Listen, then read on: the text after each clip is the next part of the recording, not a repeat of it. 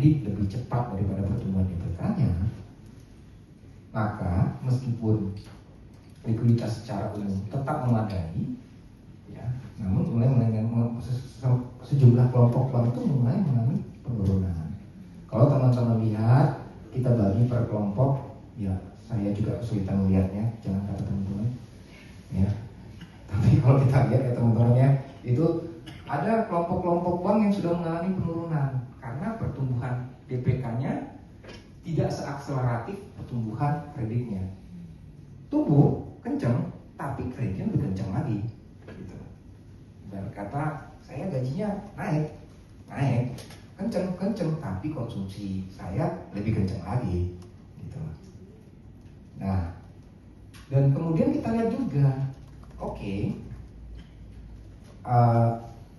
bagaimana alat-alat likuid yang dipunya oleh perbankan yang dalam hal ini diwakili oleh surat-surat berharga. Ya, kan perbankan kan nggak mungkin semuanya nyimpan cash, pasti dia punya likuiditas itu dalam persepsi perbankan adalah punya surat-surat berharga yang bisa dia repokan bahasanya atau dia jaminkan kalau dia butuh likuiditas kepada pihak lain, dalam hal ini bank lain atau bank sentral. Nah, itu malah mengalami peningkatan di sisi ini. Tadi teman-teman lihat ada pertumbuhan kredit yang akseleratif, keywordnya pertumbuhan DPK yang tinggi namun tidak seakseleratif kredit, dan SSB-nya meningkat. Khususnya beberapa nanti kelompok bank, nanti akan kita jabarin. Kalau secara industri, yes, semuanya ini. Tapi ketika kita masuk ke dalam detail kelompok-kelompok bank, ternyata ada yang turun, ada yang naik. Dan SSB-nya sama juga, karena dia membutuhkan likuiditas, ada yang turun, ada yang naik. Nah, inilah yang kemudian yang jadi pertimbangan kami di slide selanjutnya. Kenapa kita perlu mengeluarkan apa yang disebut dengan kebijakan insentif likuiditas makroprudensial. Teman-teman tentu sudah paham, ada yang kami sebut dengan tadi insentif likuiditas makroprudensial atau KLM. Dia kita berikan insentif untuk tidak menyimpan di BI sebesar 9%. Seharusnya kan 9% nih giro wajib minimum. Kita berikan insentif, sampai dengan 4% kamu boleh nggak ambil, boleh nggak ini, asal kamu salur ke kredit. Nah, sekarang yang terjadi adalah kita coba petain nih dari perkembangan tadi, kita assess. Kita pengen tahu nih bank-bank ini nih seperti apa sih petanya. Kalau kita lihat, kita buat di 2 kuadran antara bank yang kita definisikan intermediasinya, atau intermediasi itu adalah penyaluran kredit dibandingkan dengan penghimpunan dananya, dan kita definisikan sebagai RIM, nanti teman-teman bisa ini hasil intermediasi makroprudensial, dengan total SSB fundingnya, gitu ya, per fundingnya. Berapa sih likuiditas yang dia punya terhadap total pendanaan yang dia himpun? Kenapa ini penting? Karena kalau teman-teman mau narik DPK-nya, ya seperti kalau nggak ditunda ya transaksinya. Kalau tidak ditunda, kalau teman-teman mau tarik nih, berarti dia butuh likuiditas banknya. Kita bandingkan, ternyata ada bank yang RIM-nya di atas 84%, SSB per fundingnya di atas 19%. 19% ini apa? Ini adalah rasio surat-surat berharga dari total pendanaan dari yang riset kita anggap bahwa optimum nih dalam kondisi sekarang. Ada banyak faktor, PDB, macam-macam lah ini modelnya gitu ya. Kita ketemulah angka 19% sementara ini. Tapi apakah itu bisa, itu statik? Belum tentu gitu. Bisa dinamis juga tergantung dari kondisi-kondisinya.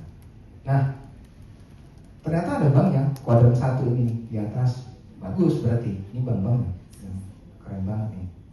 Ada juga yang bank-bank kemudian yang dia sudah mulai nih, dia karena tadi dia menyalurkan kredit, SSB-nya juga turun karena dia butuh likuiditas. Nah, di bawah 19% tapi ringnya 84, di atas 84%. Nah, ada bank yang ringnya di bawah 84% dan SSB per fundingnya, rasio surat berharga over funding itu di atas 19%. Nah, ini yang lebih sedih. Udah ringnya di bawah 84%, SSB per fundingnya di bawah 19%. Artinya apa? Ini adalah perilaku bank dalam menetapkan portfolionya. Saya memilih mana? Saya salurin kredit atau saya keep di instrumen-instrumen likuiditas. Nah, kalau kita lihat di sini di kuadran 2 ini, berarti ada bank-bank yang keputusan portfolionya itu investasi gitu. Nah, ini yang kita coba kembalikan sebagai surat berharga ini buffer likuiditas ya, gitu ya. Dan ada juga memang yang kami nggak bisa nih, kami harus ada juga instrumen investasinya sebagai enhancement return kami untuk likuiditas. Ya. Kemudian juga sebaran banknya seperti ini tuh. Nah, ini peta ini kemudian slide selanjutnya yang kita coba deh. Warnanya subi dulu gitu loh untuk mengaruhi kondisi tadi. Gimana kita bisa mendorong pembiayaan lagi, kita bisa mengungkit lagi. Pertama, kita punya KLM, kita bilang nih, tolong kalau kamu salurinnya ke kredit produktif, kamu nggak apa-apa nih, nggak nyimpan di GWM.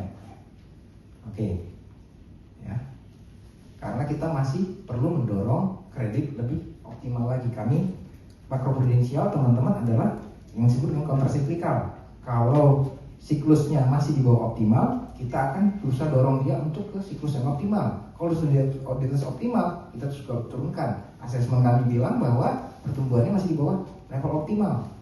Nah, ternyata memang kalau kita lihat ini perlu kita arahkan untuk mengelola likuiditas perbankan yang optimal untuk bisa mendorong intermediasi dengan tetap menjaga stabilitas dan pendalaman pasar uang.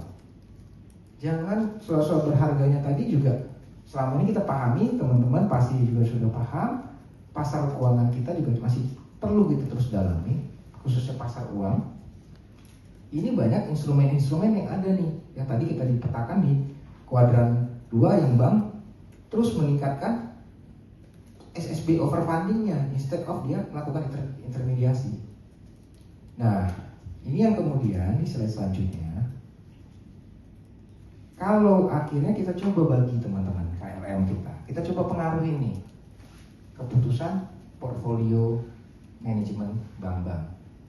Kalau selama ini terakhir kan 5,5 ya mbak gitu ya, sebelum ini 5,5 kan ya, 5,5%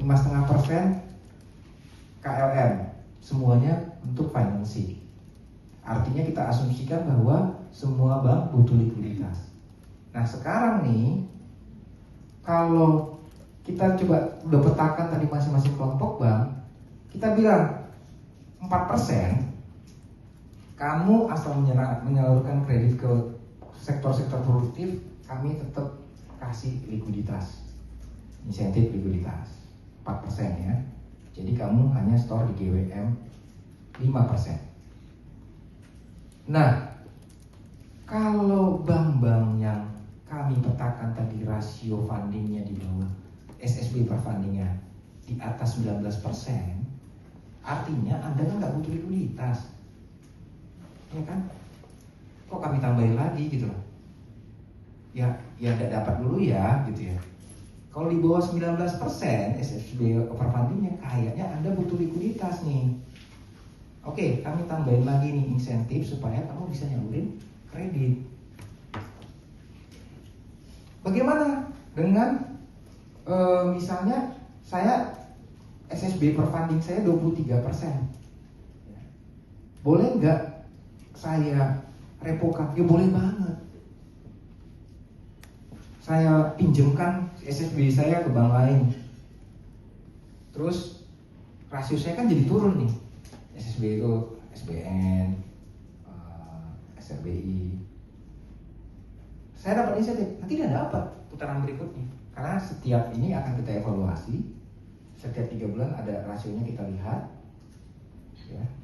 Nah, ini yang kemudian kita harapkan juga, pertama tadi dia tetap kita likuiditas itu kita arahkan optimal untuk mendukung intermediasi. 2, kita mendorong kecukupan dan redistribusi tadi. Jadi kita redistribute. Tadi ada kuadran 2, kuadran 1. Kita coba nih, sehingga kalau mereka melakukan transaksi ini, kita juga bisa mendukung percepatan pendalaman pasar uang. Mereka kan, oke deh, saya kayaknya kalau pegang SSB ini returnnya sekian. Kalau saya ripukan, saya dapat rupiah lagi, saya kreditkan, atau saya putar lagi di pasar uang, saya dapat return lagi. Nah, itu kita serahkan kepada banknya keputusannya. Kita bukan manajemen bank, tapi kita coba pengaruhi mereka untuk bisa mencapai titik optimum bagaimana pengelolaan likuiditasnya. Jadi tidak ada bank yang cuma numpuk likuiditas, ada bank yang betul likuiditas gitu loh. Itu berapa juga digerojokin kalau dari bank sentral. Loh, ini kenapa market nggak jalan gitu ya? Mereka harus jalan juga gitu. Ini yang jadi pertimbangan kita sehingga kita mendesain tadi 4% dan 2% kita akan berikan untuk bank-bank yang rasionya di bawah 19%. Ya. Sekali lagi saya tekankan bahwa pemberian insentif ini kepada bank-bank yang total SSB-nya per fundingnya di bawah 12%. Oke, kita divide biar teman-teman clear. SSB adalah surat-surat berharga yang diterbitkan pemerintah Indonesia dan SRBI yang belum direpokan. Total funding menghitung DPK, dana pihak ketiga, pinjaman yang diterima. Jadi kalau banknya juga minjem, itu dianggap funding. Surat-surat berharga bank terbitkan. Teman-teman tahu kan ada beberapa bank juga menerbitkan surat berharga gitu ya di pasar obligasi. Kalau mereka di bawah 19, kita kasih insentif 2%. Mereka berarti butuh likuiditas lagi untuk menyalurkan kredit. Kalau di atas 19%, ya tak dulu gitu loh. Kan kamu punya banyak likuiditasnya. Kamu butuh likuiditas, repokan gitu loh. Supaya pendalaman pasarnya juga kita harapkan tercipta. Kayaknya ini ya. Habis ini harusnya, nah tadi sebenarnya sudah disebut. Ini mungkin detailnya teman-teman. Bagaimana tadi bentuknya, cakupannya, nanti sektor-sektornya sudah kita tetapkan, kemudian rasionya kita bisa diskusi. Tadi besarannya 4% dan 2% berlaku 1 September 2026. Ini tanggal 28. Setiap pemberian ini akan dievaluasi untuk bulan Januari sampai Maret, tadi 3 bulanan, April sampai Juni, Juli sampai September, dengan kita evaluasi berdasarkan periode 2 bulan sebelumnya, gitu. 3 bulan sebelumnya. Ini untuk yang pertama. Kemudian kalau PPU-nya kita kalau financing tadi ya. Kalau yang tadi pendalaman pasar uangnya kita evaluasi setiap bulan. Kita lihat bulan lalu ada gimana rasionya, kita coba kasih. Nah, data-datanya ini semua berasal dari data-data laporan bank kepada kita melalui LBUT atau ada laporan offline yang dikirimnya. Ini berlaku untuk semua bank umum konvensional, bank umum syariah, dan unit usaha syariah. Ini prinsip-prinsipnya kita nanti diskusikan. Selanjutnya kayaknya, nah ini cuma data yang kita punya sekarang gitu ya. Realisasinya teman-teman sampai saat ini KLM kita itu sudah diperoleh oleh bank sebesar 447 triliun atau 5% dari DPK. Nah, memang perolehan KLM itu yang terbesar tuh di BUMN dan BUSN. Nah, harapannya tadi yang 446 ini bisa kita ada redistribusi tadi likuiditas dan insentif ini sejalan dengan upaya kami untuk mendorong intermediasi ke yang level